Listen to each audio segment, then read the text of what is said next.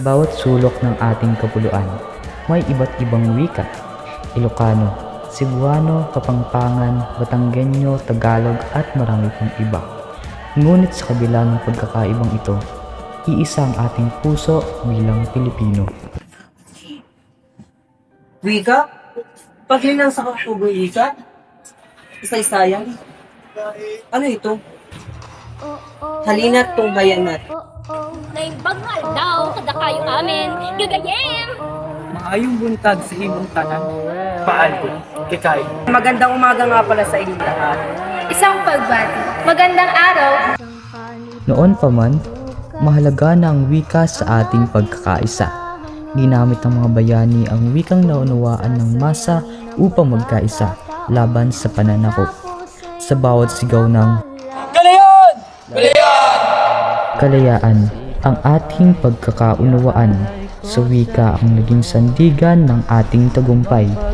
Sa atin ang bayang ito, unitin ang sedula! Unitin ang sedula! Maging sa ating pag-aaral.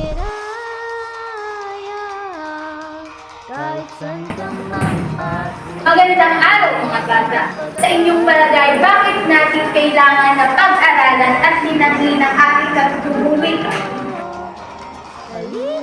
Para po sa akin, mahalaga po pag-aralan ang katulinang wika dahil po ito po'y karugtong na ginang ating kultura ng bansang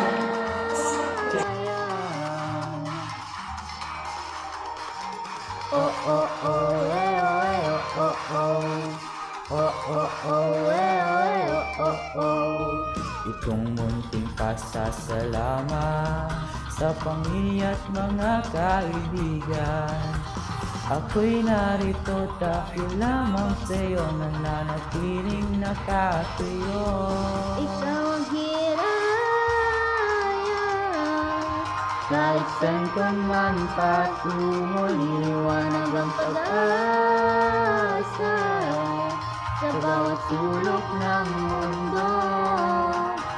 Halina't hawakan ng sa kasalukuyan, nananatiling mahalaga ang Filipino at katutubong wika.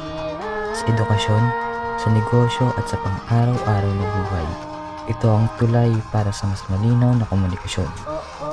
Kahit saan ka man sa Pilipinas, may wika kang mauunawaan, may wikang magbubuklod sa atin. May iba't ibang tao mula sa iba't ibang lugar, nagsasabi sa sariling wika ng nagkakaisa tayo. Agkakaisa tayo para sa ating bayan. Nagkahigusa kita para sa ating bayan. Patad ka mo para sa ating kasaysayan. Tayo nga pala nagkakaisa para sa katutubong wika. Tayo ay iisa at nagkakaisa para sa paglinang sa Pilipino at katutubong wika ng ating bansa. Ang ating wika ay higit pa sa salita. Ito ang simbolo ng ating pagkatao at kultura. Sa bawat katutubong wika, may kwento ng bayan at kwento ng pagkakaisa. Sa paglinang ng Pilipino at ng wika, pinapanday natin ang daan tungo sa mas matatag at nagkakaisang bansa. Dahil ang tunay na yaman ng Pilipinas ay nasa puso at diwa ng bawat Pilipino at sa wikang atin.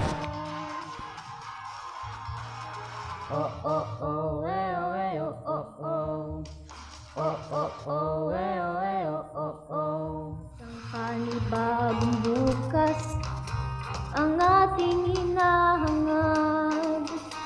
Huwag mong sasayangin ang pagkakataong dumadapo sa iyong mga palad. Lahat ng aking pagsisikap ay iaalay ko sa iyo.